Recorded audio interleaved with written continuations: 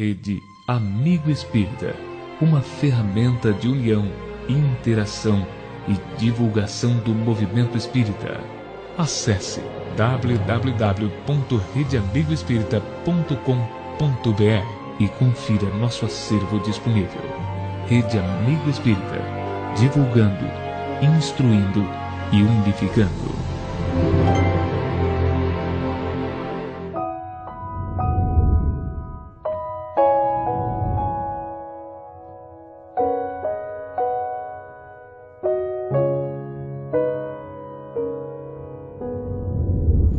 Fraternal boa noite a todos presentes, encarnados e desencarnados. Que nós possamos, juntos, levá-los a algumas reflexões simples, que é a nossa proposta, não pode ser diferente, simples, mas que seja profunda, pelo menos, na simplicidade da proposição. De um dos capítulos que nós consideramos ser um capítulo que desafia, muitas vezes, as nossas capacidades de interpretação. O 23º capítulo do Evangelho, do qual eu elenquei alguns tópicos, nos remete exatamente com Allan Kardec a fazermos, propriamente dito, uma releitura de algumas passagens que foi exatamente o que consta no Evangelho, para melhor, digamos que, na interpretação, melhor entendermos o compromisso de Jesus com a humanidade. O Kardec, ele intitulou como estranha moral, por quê? Porque a base da proposta espírita é rigorosamente o convite para a transformação moral de todos os seres humanos, encarnados e desencarnados. Esse é o objetivo mais importante da nossa doutrina. É propor um processo de despertamento das consciências humanas em todos os quadrantes da nossa Terra e também fora do plano físico, para essa busca de reforma moral. Sem o qual nós vamos perder tempo aqui com teorias, com debates, discussões e sem avançar muito. A transformação moral é a revisão dos valores que nós alimentamos e aqueles verdadeiros valores propostos pela doutrina, do qual nós devemos buscar, seguir, perseguir incansavelmente. E muitas vezes são contraditórios os valores propostos pelo mundo e os valores propostos pelos bons espíritos. Comecemos então o 23º capítulo. O Allan Kardec vai buscar por 5 ou 6 vezes Lucas e Mateus em algumas alternâncias para mostrar que o que está escrito ali precisa ser muito melhor entendido.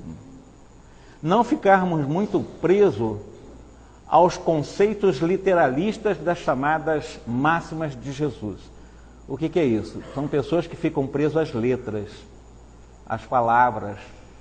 E Jesus, há 2000 anos, já nos advertia que a palavra mata, que a palavra esmaga, que a palavra nos tira a oportunidade de fazer uma viagem de racionalização, de interpretação.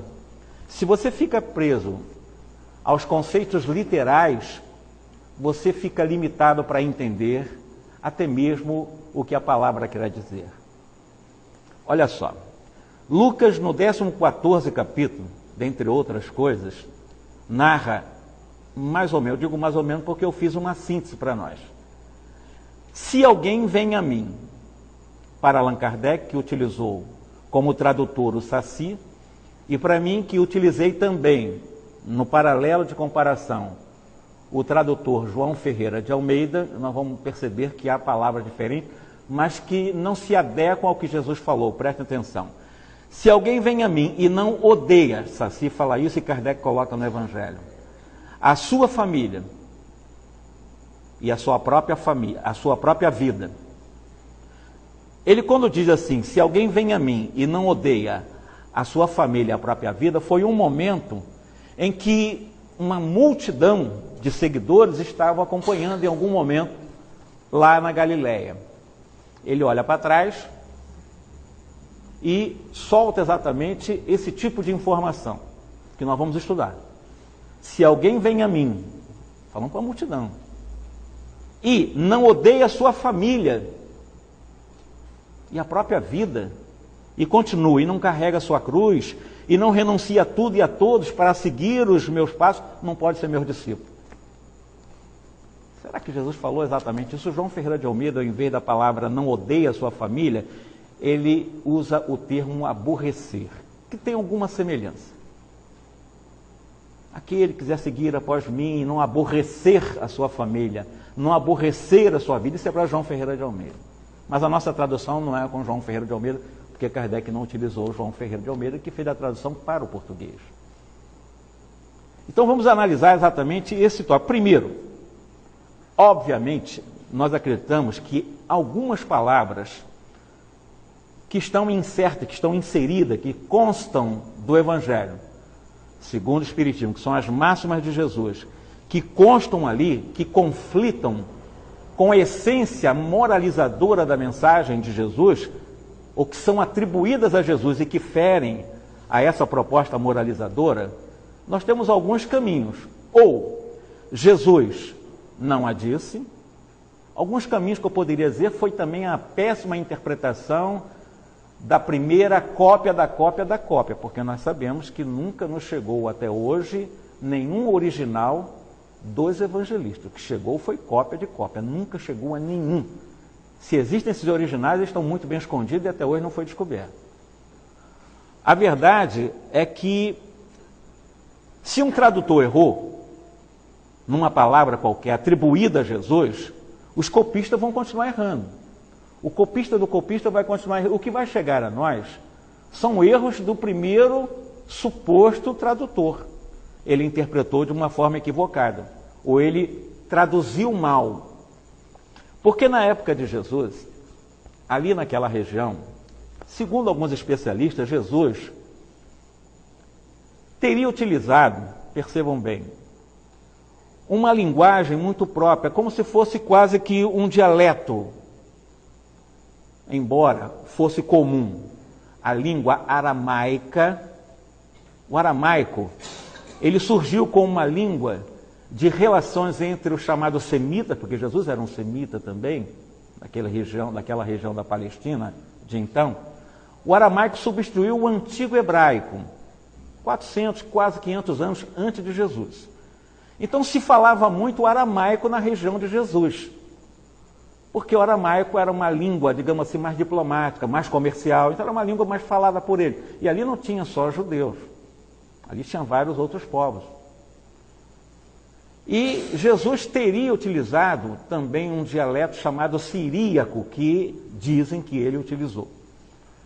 Então nós vamos ver uma dificuldade muito grande, atribuindo a Jesus ter falado isso ou aquilo, até em relação se ele usou um dialeto, se ele usou o aramaico, numa região em que se falava, percebam bem, além do aramaico, que eu disse que era a língua comercial dos que estavam ali, sobretudo os semitas, mas também se falava ali o grego, mais tosco, mas se falava o grego.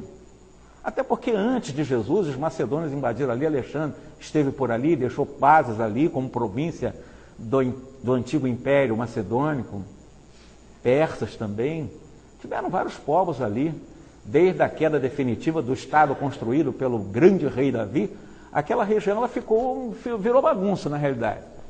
Não houve mais uma identidade linguística ou identidade nacional entre as 12 tribos que depois de Davi, depois do seu filho Salomão, quando o seu filho Salomão morreu e o outro assumiu ali, que foi o filho de Salomão, virou bagunça que criaram 2 reinos, aí piorou mais, as 12 tribos se dividiram, 10 de um lado e 2 filhos de outro lado. Um deles foi Judá, que criou o reino de Judá, e o outro ficou como o reino de Israel, mas ficaram separados ao sul e ao norte. Então, mais problema para a língua, mais problema para a identidade de um Estado proposto por Davi como rei, que ele assumiu dando essa unidade.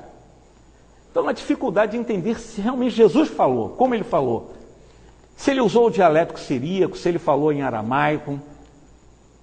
Mas nós estamos falando de traduções que nem estão nessas línguas, estão no grego, no mínimo no grego tosco, aquele grego bem popular, ou até mesmo, e não seria comum, o latim, porque os romanos estavam ali, porque aquela região, na época de Jesus, era uma província romana.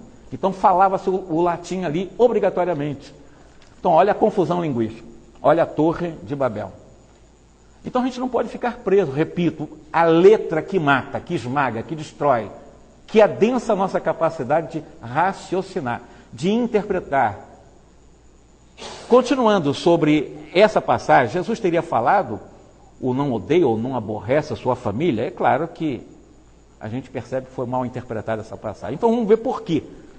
Primeiro o termo, ou aborrecer, do Ferreira Almeida, ou o odiar, do Saci, que foi utilizado por Allan Kardec, que foi o tradutor. Essa palavra que é encontrada para os estudiosos, sobretudo do grego. O grego, ele antecede a Vulgata, evidentemente, que a Vulgata foi tirada do grego clássico, né? Então, quem vai buscar esses chamados originais, mais originais, mas que não são os originais mesmo, são apenas cópia de cópia, mas que estão mais recuados em termos de documento, está no grego. Então, todos os evangelhos estão escritos em grego, nenhum deles em aramaico. Baseado nisso, o termo que foi encontrado para essa palavra aqui, nós vamos encontrar mais uma vez mais adiante com o João. Vocês devem saber que João não escreveu seguindo a mesma linha dos 4 evangelistas. Os 4 evangelistas tinham uma linha muito própria, muito característica, muito regionalizada. O João, como escreveu bem posteriormente, que certamente conheceu bem os 4 evangelhos originais, ele foi para uma linha mais aberta, mais universal, de uma doutrina mais para o mundo e não uma doutrina especificamente enfocando somente uma raça ou uma civilização. Então João ele foi mais aberto, até foi tido por alguns como místico, né? Porque ele tinha uma mediunidade fantástica e depois de tudo isso ele ainda trouxe para nós o famoso livro das previsões prováveis do que pode ocorrer nos Apocalipse. Então, ele era bastante ligado à mediunidade. E João tem uma passagem interessante que nos leva a tentar interpretar essa palavra. Vejamos. Aquele que odeia a sua vida neste mundo, a conserva para a vida eterna. Está num trecho lá de João. Quando nós lemos aquele que odeia a sua vida neste mundo, a conserva para a vida eterna, que seria a vida espiritual, alguns tradutores interpretam essa palavra odiar, ou aborrecer, que o João Ferreira de Almeida utilizou, como que gostar menos. É diferente. Não é a mesma acepção de odiar. Odiar hoje a gente é para arrebentar os outros, né? Então, essa palavra odiar, nessa classificação aqui, nesse pequeno versículo de João, nos remete então a dizer que Jesus disse, aquele que vem a mim. E, digamos assim, dá menos, não é que não dê, porque quem não dá valor à família em nome de Jesus está equivocado. Mas precisa saber exatamente quais as prioridades em determinados momentos em relação à família e à própria vida. Se nós estamos priorizando muito a família do seu ponto de vista formal, a família consanguínea só, porque a família consanguínea, na realidade nós vamos falar um pouco sobre isso, até a nossa família consanguínea ela é transitória. A forma ela vai passar. A forma física nós não podemos ficar aprisionada a ela, não podemos ficar hipnotizada a essa forma, até porque eu não sou Jorge Hessen. Isso todos os estudiosos sabem, somente quem estuda psicologia, né? Pela reencarnação, nós estamos, no momento, vivendo uma experiência. Com meu nome hoje, nas minhas várias, Jorge. Mas eu não sou o Jorge. Eu sou muito mais do que o Jorge. Eu sou muitas outras experiências, com outros nomes, com outras experiências individuais, no qual hoje a minha mãe me colocou o nome de Jorge. Mas eu, na essência, como espírito, estou Jorge. Mas eu sou espírito, eu sou muito mais do que isso. E isso serve para todos nós. E nós estamos falando exatamente isso para que nós possamos aqui, dentro dessa nossa visão do que Jesus teria ou não teria dito, considerando essa soma de idiomas ou dialetos, principalmente para a época de Jesus, uma língua pobre, porque a língua utilizada, ou o dialeto siríaco utilizado supostamente por Jesus, é com certeza uma língua pobre, não muito rica. Tinha palavra que queria significar muitas coisas. Olha a dificuldade que nós temos. Não, Jesus falou isso, peraí. Jesus pode até ter falado isso ou aquilo, mas o que ele queria dizer? Vamos tentar entender exatamente aqui com essas várias significações do que supostamente Jesus disse ou não disse. tá? Isso tudo está no 23º capítulo do Evangelho segundo o Espiritismo. Eu estou apenas destrinchando para vocês nesta noite, tá? Vamos aqui com Allan Kardec. Ele dá um exemplo, ele vai buscar em Moisés. Um dos exemplos. É interessante o Moisés aqui. Por quê? Ele vai buscar no hebraico mesmo. Ele utiliza o termo hebraico. O próprio Allan Kardec, ele utiliza a língua hebraica. Ele utiliza o termo hebraico como língua pobre. Ele usa essa palavra. Mas ele vai buscar no Velho Testamento, na chamada Torá, os 5 livros atribuídos ou escritos por Moisés, após a sua liderança, quando ele consegue tirar os seus irmãos do jugo egípcio, num processo de fuga para a busca da Palestina atual, que seria o que eles chamavam Canaã, que eram terras já destinadas a esse povo desde o patriarca inicial desse grupo todo, chamado Abraão. Moisés vem bem mais adiante. E Moisés, ele escreveu, desde o Êxodo, ele escreve como é que aconteceu essa fuga, ele narra nos 5 livros dele, exatamente como é que se deu, mais ou menos na visão dele, bem mitológica, um tanto quanto mítica, né? Ele baseou bastante nas mitologias de então, a formação da vida, do qual eles, os que seguem rigorosamente Moisés, acredito que a vida começou há 4.773 anos, e nós sabemos que são mitos, né? Com a figura de Adão, e a partir daí que vai surgir mais tarde o Noé, depois o próprio Sam, como filho de Noé, Sam que vem, Sem, melhor dizendo, que depois vem surgir a origem semita, e aí vai, depois vem surgir o Abraão, de Abraão outros patriarcas, dentre os quais vem a figura daquele que seria de um dos filhos de Israel, né? E vão surgindo a partir desse as 12 tribos daquela região. Utilizando o Velho Testamento, Moisés pega o livro do Gênesis, um trecho para mostrar como é que nós nos equivocamos muito. Tem um momento em que Moisés narra a origem da vida.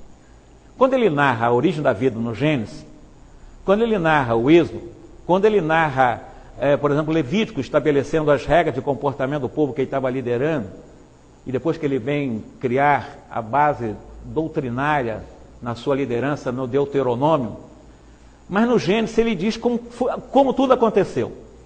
Em um momento ele diz que Deus teria criado o mundo, a vida, o pulsar inicial, em 6 períodos. A palavra está em 6 períodos de um tempo qualquer. Vem um tradutor qualquer e achou que essa palavra utilizada por Moisés queria dizer literalmente dia. Olha a confusão. De repente, Moisés teria dito que a vida começou e que Deus criou tudo em 6 dias de 24 horas. A verdade é que existem tradutores ainda que utilizam essa palavra dia hoje, e eu não vou dizer nem que o João Ferreira de Almeida não usou, mas dizer que João Ferreira de Almeida, que é o grande tradutor para a língua portuguesa no século XVII, ele sequer esteve vivo para ver a tradução dele. Ele não viveu para ver o que foi publicado em nome dele. Alguns amigos que continuaram a obra dele. Ele mesmo não viu. Ele não viu a tradução. Mas, de qualquer forma, utilizar uma palavra de que Deus criou o mundo em 6 dias não faz sentido. O Allan Kardec explica isso muito bem no livro A Gênese, né? Não tem sentido. É um período longo, geológico, de milhares e milhões de anos. Isso que Moisés estava falando, mas alguém e até hoje virou uma crença, né, de que o mundo surgiu em 6 dias. Não pensem vocês que é pouca gente que acredita nisso, não. Muita gente acredita nisso. Não sei como, nem porquê, não dá para entender, mas as pessoas acreditam nisso.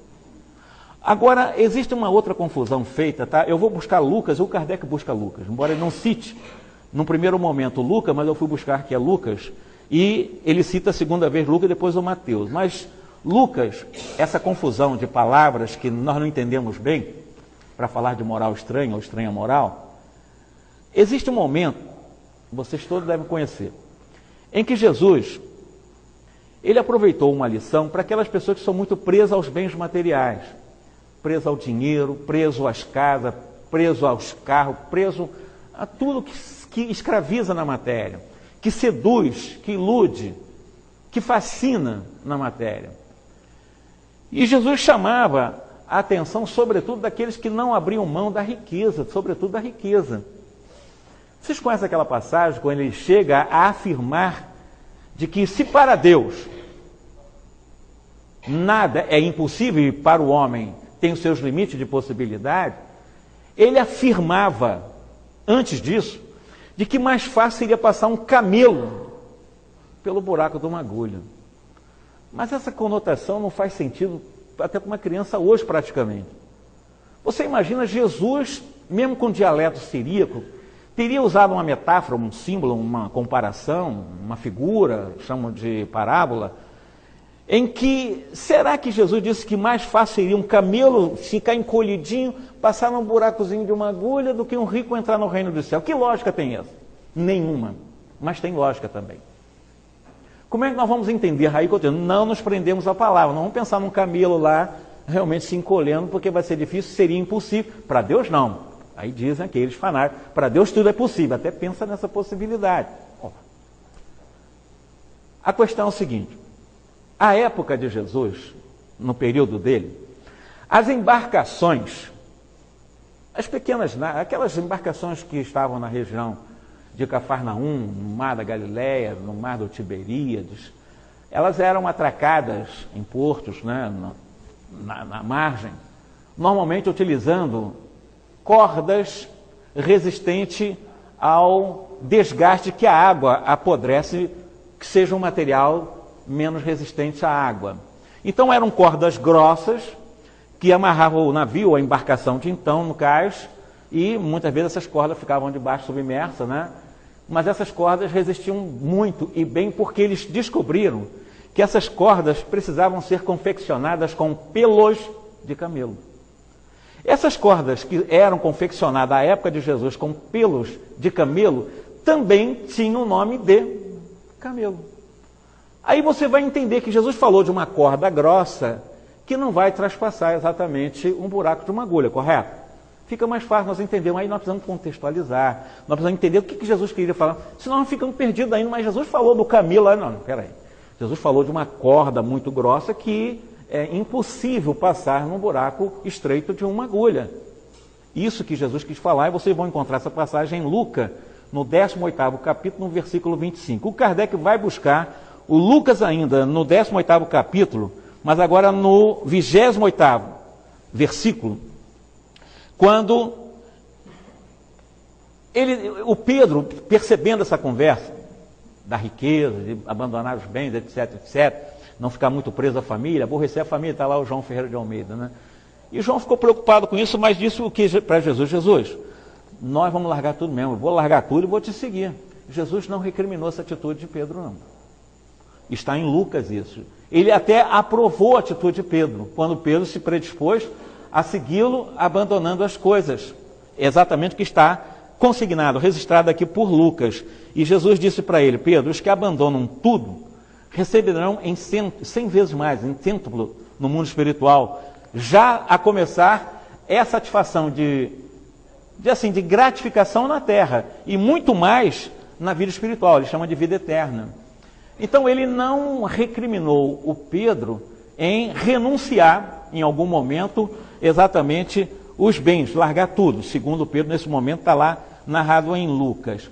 Mateus, no 19º capítulo, ele diz o seguinte, aquele que houver deixado a sua família, o que é a família? Pai, mãe, irmãos, sobrinho, esposas, filhos, família é isso, consanguínea, correto? Ele está falando mais ou menos isso nesse trecho aqui. Então, o que houver deixado a sua família e suas terras, terá por herança, quando usa a palavra vida eterna, a vida espiritual. Tá? Na verdade, nós, a palavra que eu uso assim, precisamos, com a doutrina espírita, aprendermos aos poucos a fazer a chamada contextualização do que está sendo lido. Ir lá para a época de Jesus, ver mais ou menos como é que ocorriam, como é que era a família, se a família tem os mesmos valores que hoje tem, os mesmos significados como família. Nós estamos falando de uma família oriental, de uma família de uma região, de uma cultura diferente da cultura ocidental. Existe contextualizar isso. E o espírito aos poucos vai aprendendo a fazer isso, porque afinal de contas, nós estamos lidando com fatos, estamos lidando com palavras, com verbos de 2000 anos, que foram traduzidos em algum momento. Nós estamos lidando até, vocês já ouviram falar na palavra expressão idiomática? No Brasil tem milhares de expressões idiomáticas, que um tradutor pegar o português e regionalizar, pegar a cultura paulista, eu que sou carioca, pegar a cultura carioca que difere um pouco da paulista, pegar a cultura, por exemplo, nordestina ou sulista, ali tem expressões idiomáticas regionais bem pontuais, que um tradutor fica perdido e não sabe interpretar aquilo, porque aquilo é só para aquilo dali, só para aquela cultura. Imagine na época de Jesus quantas expressões existiam, que eram caracterizadas mais para aquelas pessoas que viviam na época de nosso Senhor Jesus Cristo. E outra coisa que nós gostaríamos de falar para vocês, nós aprendemos a ler o Evangelho, porque com o tempo, as próprias palavras, elas perdem significado. Em português, quantas palavras do século XIX, elas perderam o seu significado hoje? Às vezes até a própria grafia modifica-se, embora com o mesmo significado. Eu dou um grande exemplo, que é a palavra farmácia. Antes de escrever, só um grande exemplo, né? Farmácia com PH, hoje se escreve com H, né? É com F, né? De alguma forma, nós temos que começar, numa das palestras que nós fizemos, nessa trajetória que estamos fazendo, uma pessoa chegou para mim e disse: Jorge, você lembrou uma coisa muito importante, nós vamos ler o Evangelho. Porque às vezes a gente pega o Evangelho mecanicamente, como tem muitas pessoas que fazem prece mecanicamente, de uma forma automatizada, sem saber por que está fazendo a prece. É como se fosse um CD rodando, automaticamente funcionando no cérebro, sem muito raciocínio. Então é uma prece mecânica, é uma prece que não tem o poder de irradiação de frequências, de ondas, que devem ser mais poderosas do que as próprias ondas luminosas, porque o pensamento tem uma frequência muito mais poderosa do que a velocidade da luz. Mas tem pessoas que se condicionam a orar de uma forma tão automatizada que a sua prece é uma repetição, mas é uma repetição inócua, é uma repetição estéril, uma repetição sem uma repercussão, de até mexer com as suas emoções, com os seus sentimentos, com a sua racionalidade. Eu estou dizendo isso que quando eu vou ler um evangelho, principalmente que eu quero ler sobre Jesus, eu estou falando ou lendo, eu vou querer me aproximar sobre a vida do governador do nosso planeta. Eu vou tentar me aproximar e conhecer um pouco mais aquele que está realmente com as rédeas do governo da terra. Não esse Jesus vendido pela teologia humana, mas Jesus que depois que eu li A Caminho da Luz de Emmanuel, há alguns anos, a gente tem uma visão mais real de quem é Jesus e a força dele na vida de cada um de nós. E se eu vou tentar ler alguma coisa sobre ele, eu tenho que me preparar também. Como é que eu vou me preparar? Já que eu vou chegar a ele através de uma proposição nova, que é a chamada terceira etapa de uma programação macro para a Terra, que é a chamada terceira revelação. Eu vou pegar o Evangelho segundo o Espiritismo. Eu leio aqui por acaso. Acho que o acaso é um absurdo até usar a palavra, porque ela não consta no dicionário verdadeiramente espírita. Não existe o acaso na vida humana.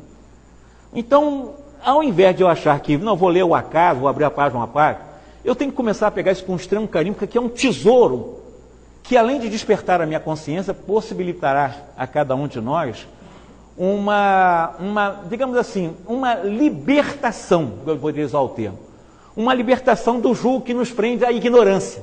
Eu me liberto da ignorância e eu vou começar a entender melhor aquilo que Kardec elencou nos 28 capítulos do Evangelho. Sendo apenas que o último ele fez uma dedicação, uma coletânea, uma explicação, uma orientação de fazermos orações.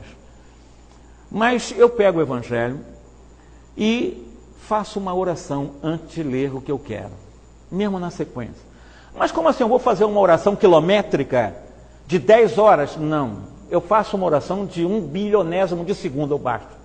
Eu elevo o meu pensamento aos meus amigos espirituais, aqueles que estão me acompanhando, que acreditam no meu empreendimento espiritual, aqueles que acreditam naquilo que nós estamos fazendo, por isso estão nos dando, eu diria até que uma proteção especial, porque quando eles vêem pessoas com esses valores, ele até se especializa em dar uma proteção também especial, porque sabe dos valores que são tão poucos.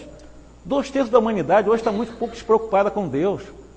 2/3 da humanidade brasileira, 2/3 brasileiros estão muito pouco preocupados com as coisas de Deus, embora fale sobre ele e sobre Jesus.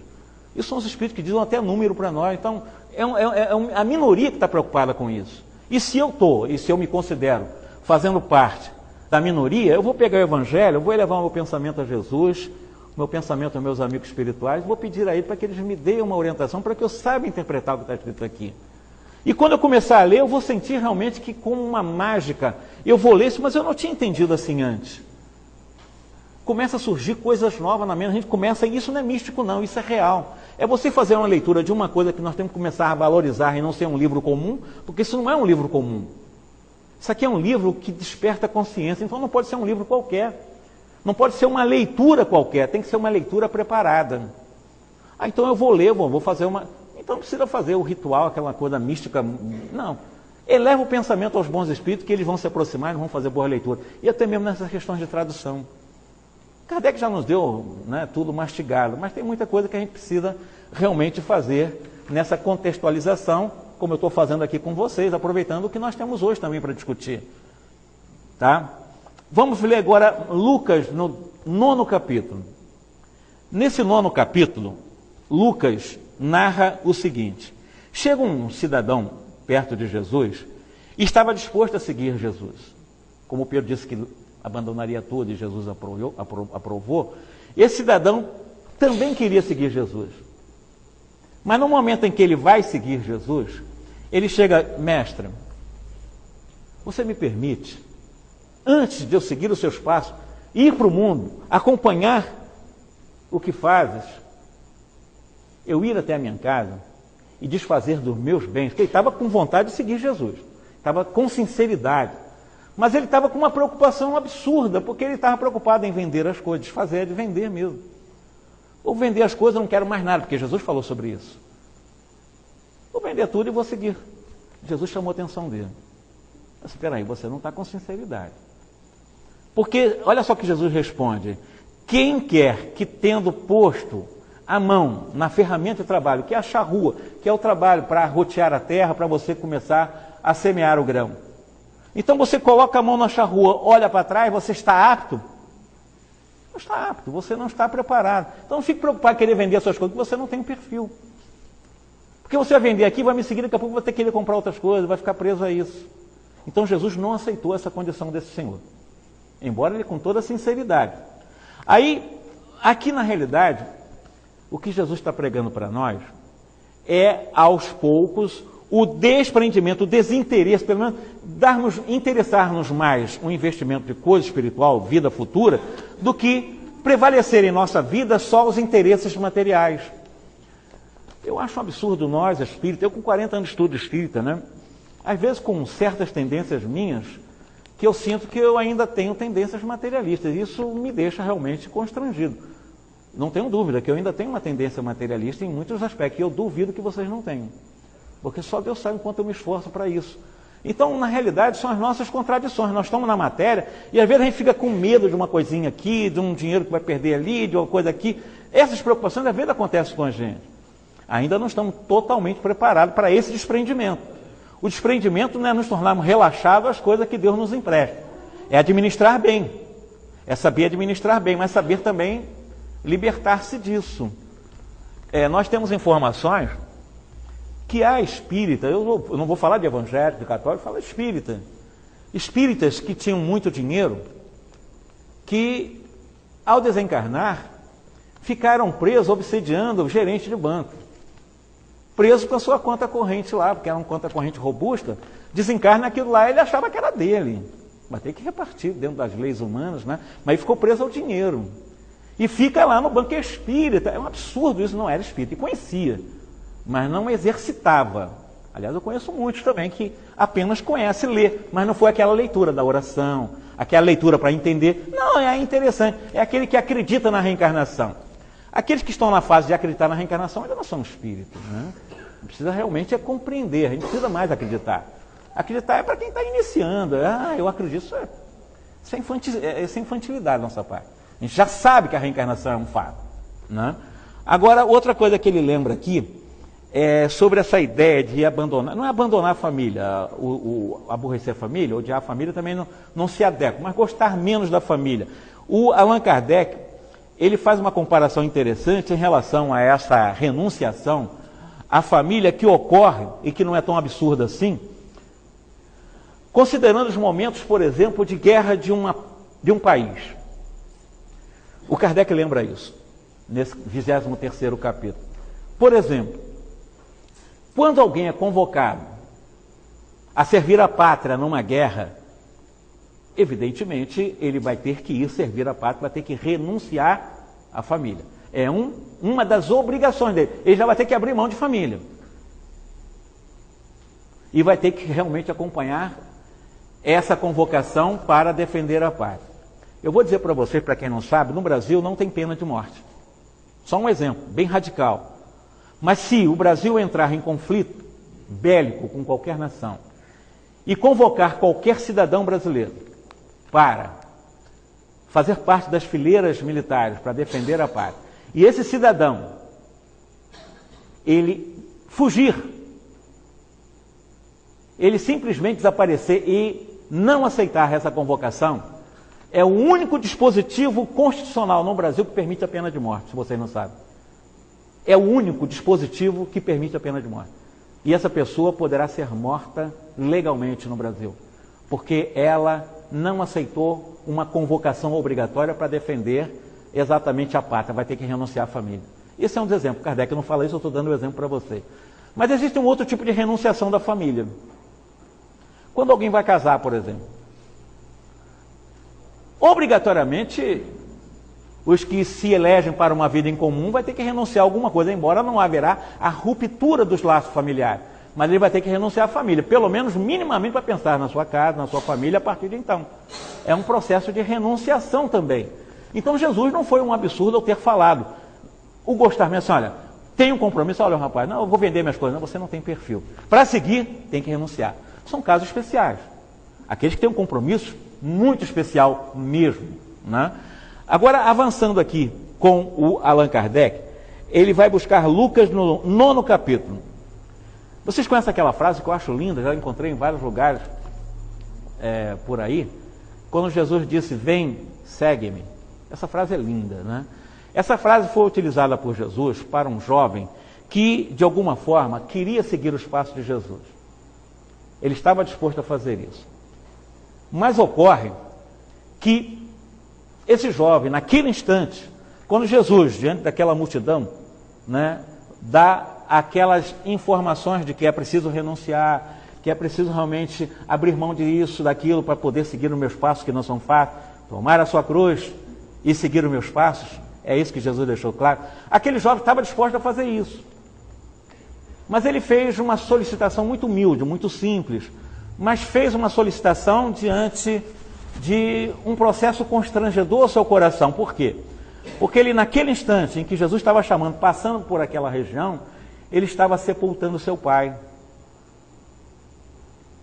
Ora, qualquer um de nós, diante da desencarnação de um parente, queiramos ou não, estamos em um processo de contrição, nós estamos em um processo realmente que não é tão simples assim, embora reencarnacionistas, sabemos da imortalidade, mas sempre é um processo ainda doloroso.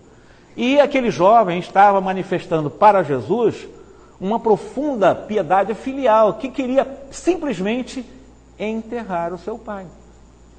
E Jesus, não é que ele reprova, mas Jesus, de alguma forma, faz um rebatezinho, respeitoso, como sempre, amorosamente, mas ele chama a atenção do jovem. Não proibiu, não. Apenas disse para aquele jovem, olha, deixa aos mortos o cuidado de enterrar os seus mortos. Mas que resposta, né? Jesus, deixa eu enterrar meu pai, companheiro. Deixa aos mortos o cuidado de enterrar seus mortos. Mas não disse, não vá não. Ele disse assim, mas vá.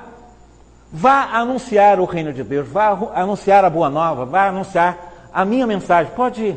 Mas lembre-se, nesse momento, deixa os mortos enterrar seus mortos.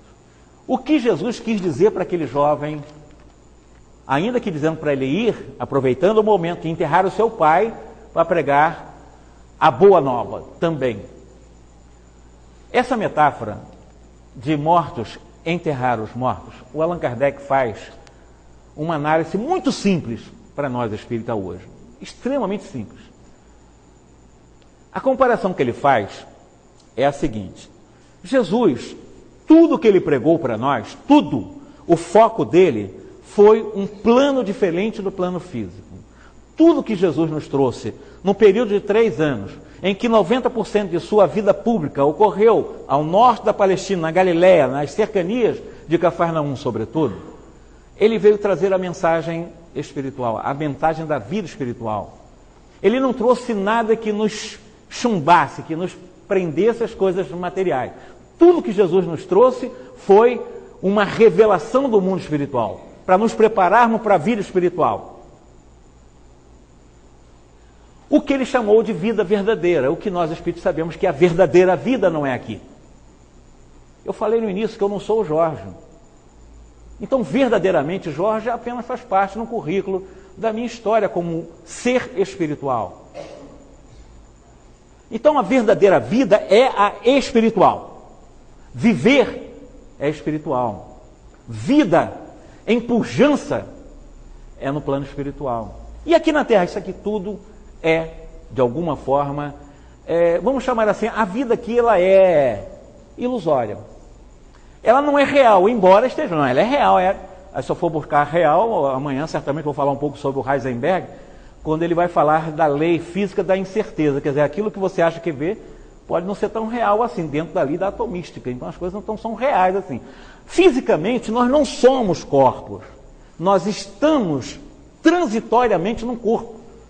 Sob a ótica espiritual, quando eu estou para reencarnar, Kardec lembra, esse corpo, ele amortece tanto a nossa capacidade espiritual, que é como se fosse um tipo de torpor-morte. Isso equivale a dizer que quando eu estou no mundo espiritual e um amigo, a pessoa muito querida do meu coração, vai reencarnar, para a minha visão espiritual, ele está morrendo. Ele está indo exatamente limitando a sua capacidade espiritual num corpo, num escafandro que, de alguma forma, vai tirar a sua vida plena, que é a vida espiritual. Em outras palavras, nós somos mortos. Simbolicamente, em outras palavras. Fisicamente, nós não somos vivos.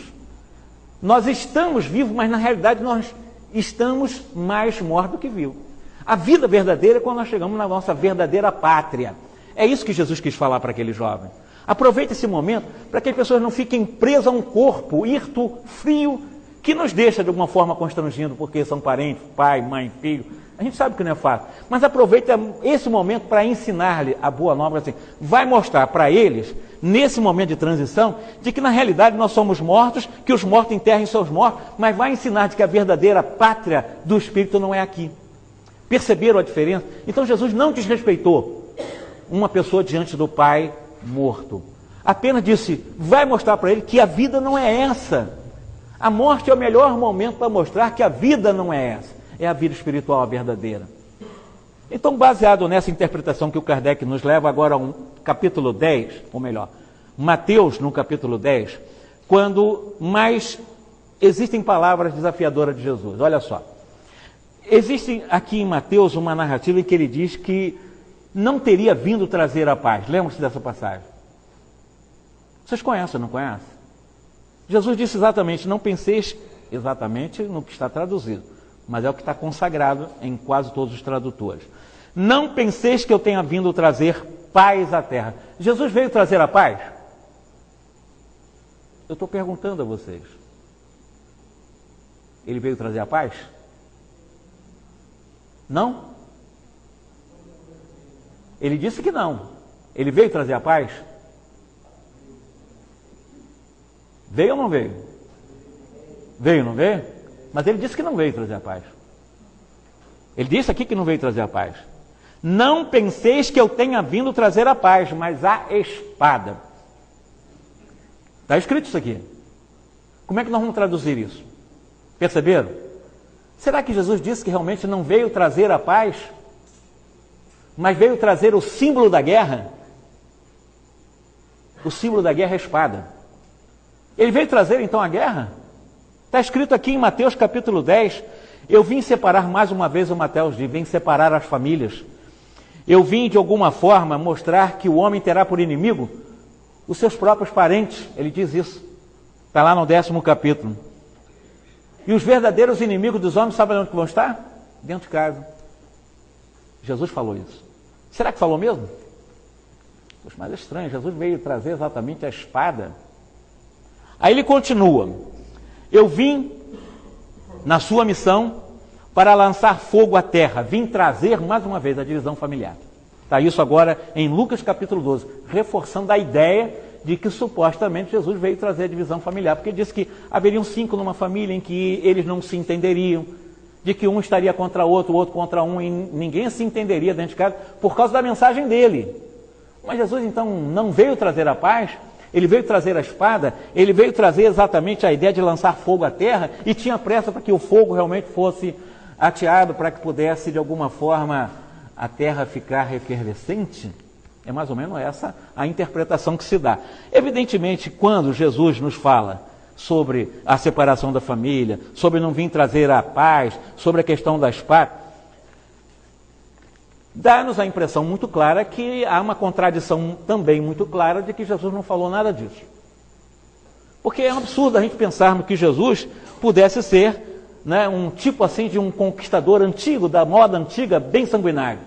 Porque está falando como um sanguinário aqui. Ele está falando aqui como um líder devastador. Eu vim trazer a espada. Está escrito isso. Nós imaginarmos Jesus como um sanguinário, como um conquistador e devastador, que vem separar a família, é tudo uma contradição que a gente precisa saber entender na hora de ler o Evangelho. Correto? É claro que se nós ficarmos presos, repito, ao pé da letra, vai ser muito difícil nós entendermos isso aqui.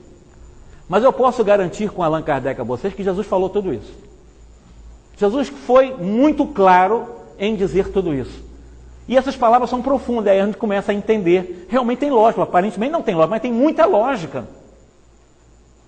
Como é que Kardec analisa, como é que ele caminha para mostrar essa obviedade dessas palavras que parece tão contraditória na mensagem do nosso Senhor Jesus Cristo?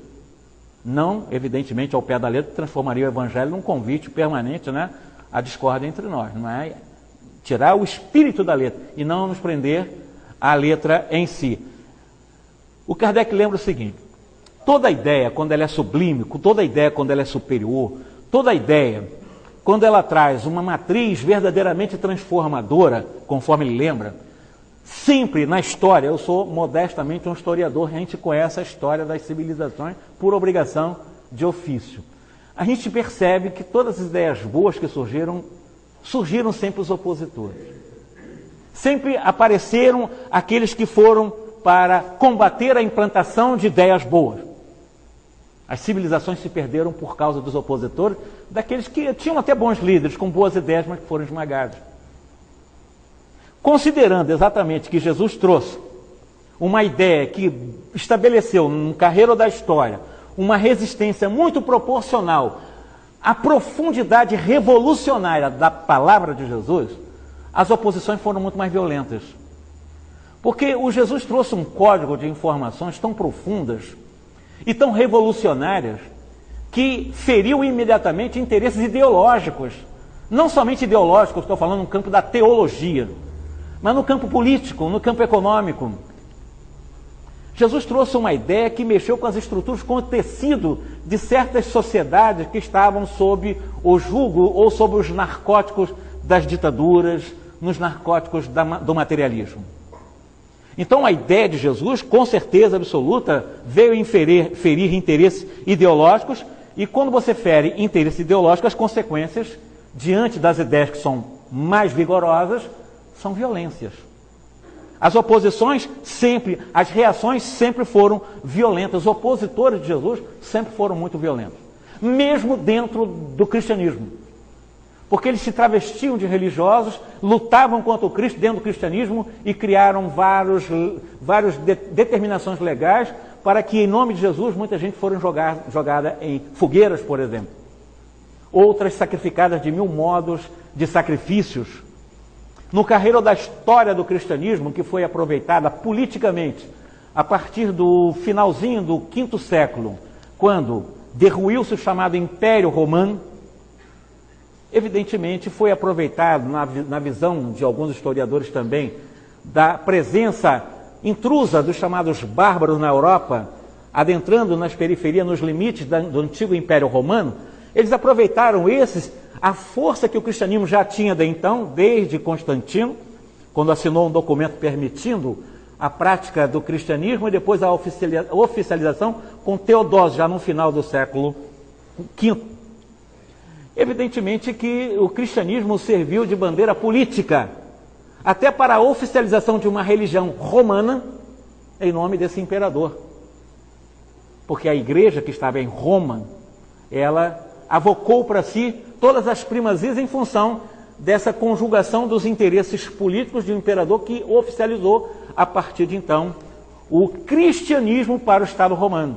Aí, o cristianismo já não ficou mais na mão dos romanos, ficou na mão dos germânicos, dos invasores, dos bárbaros. Aí virou uma bagunça que só Deus sabe. Aí perdeu o foco, perdeu exatamente aquela ideia inicial de Jesus. Mas para isso, e por que isso aconteceu, Jesus já sabia que ia acontecer.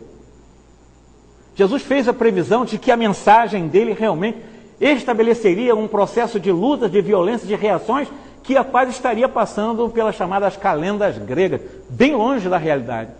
Embora falássemos de Jesus.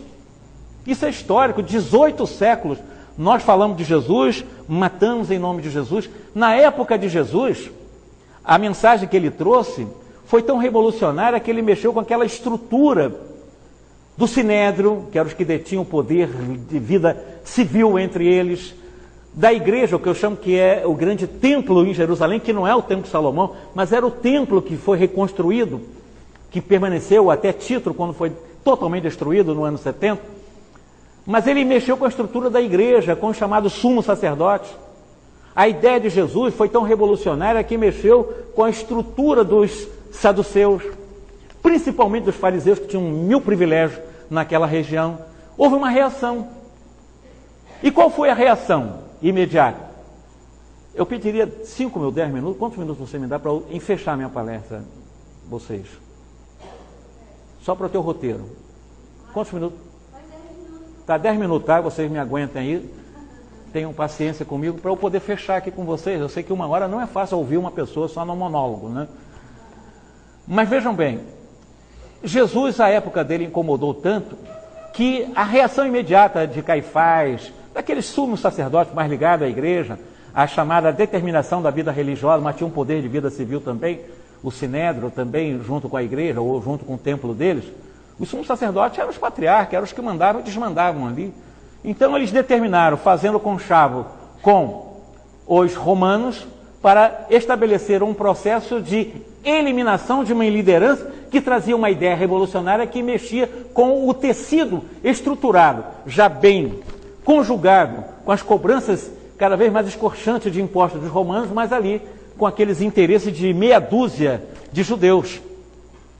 Esses é que realmente acabaram eliminando o homem, achando que eliminando o homem, crucificando o homem, destruindo, destroçando, desintegrando o homem, a ideia estaria desintegrada. Houve um tiro pela culatra. Porque desintegrar o homem, ou seja, crucificar o homem. Mas a ideia permaneceu. E mais do que isso, o crucificado, ele convocou um que já estava ligado a todas aquelas artimanhas do Sinédrio. Conhecia os meandros de Moisés, de toda a legislação mosaica. Sabia de todos os caminhos e os atalhos por onde caminhar, embora ele antes um ferrenho perseguidor dessas ideias, Paulo de Tarso. Graças à conversão de Paulo, essas ideias ganharam o mundo. Não ganharam o mundo a partir de mais de 500 mil quilômetros percorridos a pé em 30 anos de missão naquela região, mas foi quando ele chegou exatamente em Roma. Quando ele chegou ali, onde Roma tomava conta, toda a bacia mediterrânea era do imperador. Ele fazia e desfazia. Todos os romanos tinham uma regalia do tamanho do mundo naquela região e boa parte do mundo. Todos os impérios que ele conquistaram se tornaram impérios dos romanos. Tomavam conta de boa parte do mundo ocidental. E baseado, então, em a infiltração de alguém que traz uma ideia revolucionária, Paulo. Depois outros seguiram ele, mas Paulo. Ele chega lá em Roma e começou realmente a fazer as grandes pregações com seu poder de persuasão, com toda uma cultura grega, porque ele era de formação grega, ele era judeu, mas ele era turco, ele é nascido na atual Turquia. Então ele, o Paulo, ele conseguiu mexer com aquela base social e com isso mexeu com o politeísmo, com a idolatria dos romanos, que estavam anestesiados nessas bobajadas, nos vários deuses. E de repente Paulo vai falar de um Deus único. O Paulo vai falar de liberdade. O Paulo vai nos mostrar que é um absurdo a questão do jugo de senhores e a existência de escravo na sociedade humana. Ora, isso mexeu com todo o interesse do ideário imperialista do César, que ele próprio pediu ao seu secretário para eliminar, cortando a cabeça de Paulo, porque estava perturbando, como se isso também eliminasse as ideias que o Paulo disseminou. E não conseguiu, tanto é que se tornou, 400 anos depois, uma religião oficial do Estado romano. Mas, de qualquer maneira, o que Jesus fez como previsão, ele sabia que nós não nos transformamos do dia para a noite. Ele sabia com quem estava lidando. Ele sabia das nossas condições primárias de tentar entender quantas seitas surgiram em nome de Jesus, que se esmagaram em nome de Jesus.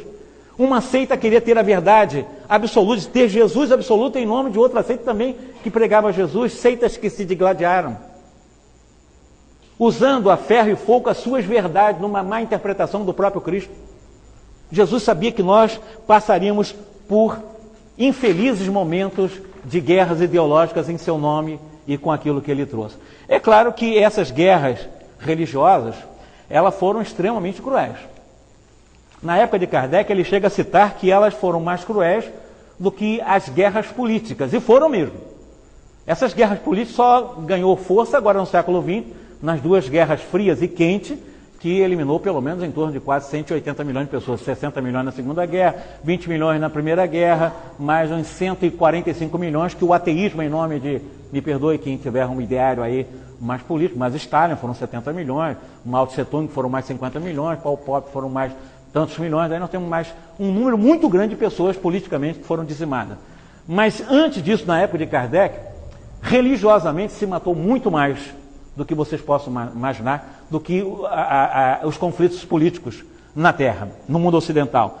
E para terminar, é claro que Jesus, nós não podemos dizer que a culpa dessas guerras que em 18 séculos ocorreram, até o surgimento da doutrina espírita, foi por culpa do Evangelho. Até porque Jesus em nenhum momento disse assim, ide meus irmãos, matai. Ele disse isso. Mas ele disse que não veio trazer a paz.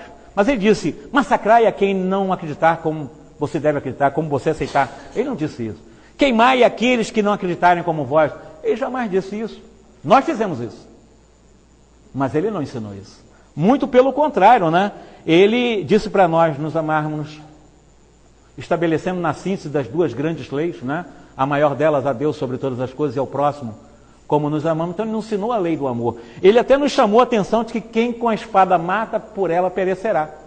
Então ele nos chamou a atenção, ele não disse que nós devemos fazer guerra. Então não faz nenhum sentido uma interpretação que o Evangelho teria sido exatamente para ser instrumento ou transformação de violência entre nós. Não. O Evangelho é para pacificar a vida entre nós. Nós, pela nossa ignorância, nós que tivemos que esperar 18 séculos para que de alguma forma pudéssemos entender o que Jesus há 2000 anos trouxe. Que é o que nós estamos fazendo hoje aqui. Porque 18 séculos depois, o Allan Kardec se colocou na condição de colaborador de Jesus para fazer uma melhor leitura do Evangelho.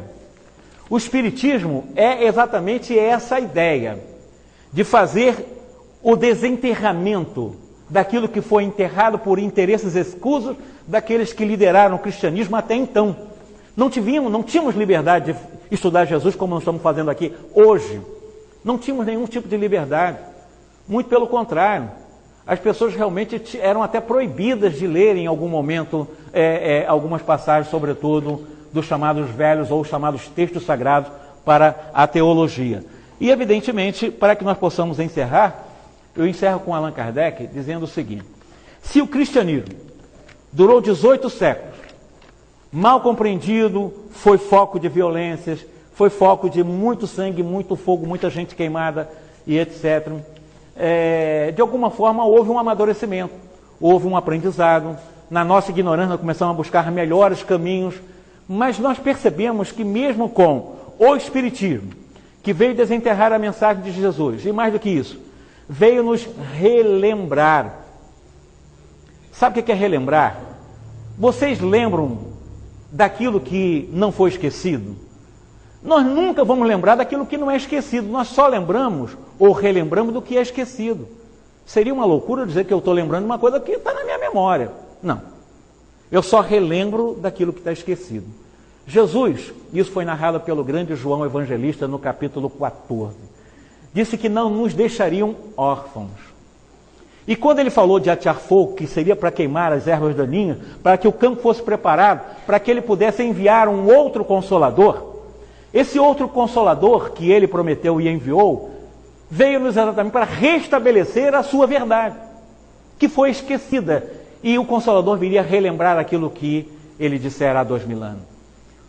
E dentro dessa lógica, nós, espíritas, que eu tenho a presunção de acharmos que vamos cumprir como terceira revelação e como colaboradores de uma nova etapa para a humanidade, nesse mundo de transição, nesse mundo em que se passa por graves processos de seleção de valores morais, isso está muito claro para todos nós, que nós possamos de alguma forma hastear a bandeira da sinceridade, do amor ao Cristo, do muito amor a Jesus, para que nós possamos sermos bons e fiéis servidores do Mestre, a fim de que no dia a dia não é abandonar, odiar ou gostar menos ou aborrecer minha família, mas é dar o valor exato que Jesus fez com que nos convidou a fazer como base da sociedade, porque a sociedade só se transformará através da família. Porque a família é a célula máter do organismo social. Porque é na família que nós construímos a paz. A terceira revelação vem nos recomendar exatamente a construção da paz nas paredes do lar. Não existe paz fora do lar se eu não construo dentro da minha família. É teoria pura. Eu tenho que experimentar isso com minha família. Eu tenho que saber mais ou menos o que é isso para eu levar para as pessoas que eu gosto e até que eu não gosto, encarnado ou desencarnado, é essa experiência que eu tenho. Porque a nossa família, e o Espiritismo vem nos trazer isso, é o grupo familiar, a nossa vida doméstica, o nosso lar, a nossa casa, chame do que quiser, mas aquele núcleo é o laboratório do Espírito. Ali é que nós vamos ter as nossas experiências, porque laboratório é para a experiência nós encontrarmos outros caminhos. E a experiência com a família é a proposição, com certeza, da doutrina espírita. Mas, além da família física, nós estamos construindo a base de uma família mais ampla, a família espírita. Essa família espírita, que deve ser consubstanciada no foco ou ponto de referência importante de Jesus para o saneamento da vida terrena, através da transformação de cada um no dia a dia, nós sabemos que também não será fácil. Nós sabemos que o Espiritismo, como terceira revelação, ela não vai ser implantada, como não está sendo implantada, sem lutas, sem dificuldades, sem testemunho. E as grandes dificuldades do Espiritismo para implantar, ou a implantação do Espiritismo como terceira revelação para a humanidade toda, ocorrem dentro do próprio movimento espírita, dentro da família espírita, que deveríamos estar unidos. Deveríamos estar falando uma linguagem mais consolidada em torno do Evangelho, em torno de Jesus, do amor a Deus e ao próximo. Então, sabendo disso, e Kardec lembra muito bem, o Kardec diz exatamente isso, né? Que nós, espíritas, e eu me coloco sem presunção, de estar imbuído há 40 anos com muita sinceridade para Jesus, em nome do Espiritismo, nós seremos perseguidos de todas as formas. As perseguições, elas serão de ordem moral, não serão como o fogo, antigamente, outros tipos de sacrificar a vida humana que não pensava como a igreja. Os tipos de sacrifícios de hoje são as pessoas em processo de perturbações espirituais que criam dissensões, que criam ideias estranhas, que trazem ideias absurdas, que separam, que criam idolatrias, de médiuns que se tornam idolatrados. Isso prejudica muito o Espiritismo, porque nem Jesus se permitiu ser idolatrado. E hoje nós criamos ídolos, criamos praticamente santos no meio espírita. Isso prejudica a marcha do projeto espírita. O Espiritismo veio trazer a mensagem da simplicidade. É a simplicidade que nos leva, não aos arroubos de fantasias, mas um processo profundamente transformador, porque nas coisas simples nós vamos encontrar a mais profunda essência do Espiritismo. Não nos shows, nas fantasias, nas idolatrias, não. O Espiritismo está nas coisas mais simples. E Kardec nos chama a atenção, então, de que nós não temos que nos deixar levar por essas perseguições de ordem moral, que muitos sofreremos. E sabendo, para terminar a nossa fala, de que realmente o Evangelho de Jesus é a mensagem e a consolidação da paz entre os homens. Sabemos que há esse processo de seleção dos valores morais, de que uns permanecerão, outros talvez não tenham fazendo questão de fazer, porque estão mais presos aos apelos da matéria do que aos apelos espirituais. Mas, de qualquer maneira, aqueles que estão abraçados à causa do Evangelho, que lutemos muito para que nesse grande processo de transformação, nesse processo de transição, na nova era que bate ao portão da nossa terra, que pode durar 1000 anos, não importa, mas a nova era está muito próxima, porque 1000 anos passa num piscar de olhos, e que nós possamos estar preparados para melhorar definitivamente, sob todos os pontos de vista, a vida aqui na Terra e, sobretudo, a vida dos seres humanos aqui na Terra. Eu fico por aqui, eu acho que eu utilizei 2 minutos a mais dos 10 concedidos. Agradeço a vocês, eu trago agora no final um abraço de Brasília, parecido a vocês, meus irmãos que me recepcionaram em Jales, muito obrigado, a vocês também. Eu estou fazendo o contrário para que a gente possa sossegar, a gente possa realmente acalmar um pouco o nosso coração, para que haja a condução bem sossegada, bem silenciosa, né, do agradecimento pela prece, pela presença aqui. Rede Amigo Espírita, uma ferramenta de união, interação e divulgação do movimento espírita. Acesse www.redeamigoespírita.com.br e confira nosso acervo disponível. Rede Amigo Espírita, divulgando, instruindo e unificando.